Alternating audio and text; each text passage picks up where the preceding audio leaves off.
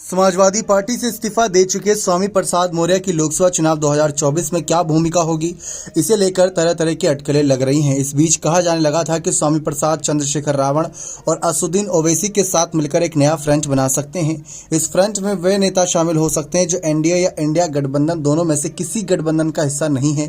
लेकिन अब स्वामी प्रसाद मौर्य ने साफ कर दिया कि उनका ऐसा कोई इरादा नहीं। आने वाले दिनों में वह इंडिया गठबंधन को ही मजबूत बनाने की कोशिश करेंगे। स्वामी प्रसाद मौर्य ने कहा कि ओवैसी की पार्टी के साथ गठबंधन का सवाल ही नहीं है। मैं पहले ही सार्वजनिक रूप से घोषणा कर चुका हूं कि इंडिया अलायंस देश की आवश्यकता है, इसलिए राष्ट्रीय शोषित समाज पार्टी इंडिया गठबंधन को मजबूत बनाने की दिशा में हर प्रकार की पहल करेगी।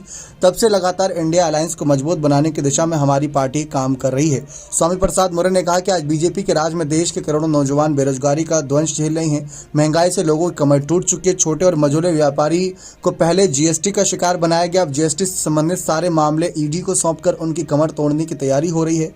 बता दें कि हाल ही में स्वामी प्रसाद मौर्य के बाद लखनऊ में राजनीतिक गलियारों में अटकलें लगनी शुरू हो गई थी कि वे एआईएमआईएम के साथ मिलकर एक नया गठबंधन का नेतृत्व कर सकते हैं, जो कि मायावती की बसपा और अखिलेश यादव की सपा पर ज़्यादा भारी पड़ेगा। लेकिन अब स्वामी प्रसाद मौर्य ने इस पर तस्वीर साफ करी। स्वामी प्रसाद मौर्य मायावती की बसपा को लेकर पहले भी आग्रह कर चुके हैं कि इस समय देश की जरूरत है इंडिया अलायंस, और जितने भी दल अलग अलग चुनाव लड़ रहे हैं उनको इंडिया अलायंस का पूरा समर्थन करना चाहिए, पूरा सहयोग करना चाहिए। उस सहयोग के सहारे इंडिया अलायंस बीजेपी को हराने का काम करेगा, और अगर उत्तर प्रदेश की 80 सीटों पर हमने रोक दिया तो इंडिया अलायंस काफ़ी मजबूत बनकर निकलेगा और उसका फायदा लोकसभा चुनाव में भी देखने को मिलेगा। लेकिन स्वामी प्रसाद मौर्य ने मायावती की तारीफ भी कई बार खुले तौर पर की है।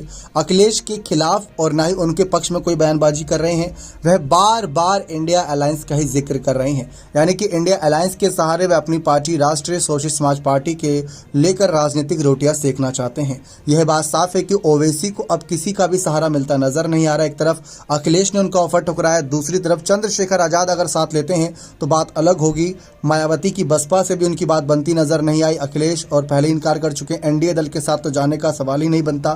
तो इस तरीके से ओवैसी भी आप अकेले उत्तर प्रदेश में अपना कमाल दिखाते ही नजर आएंगे। बने रहे चैनल के साथ। बहुत बहुत धन्यवाद।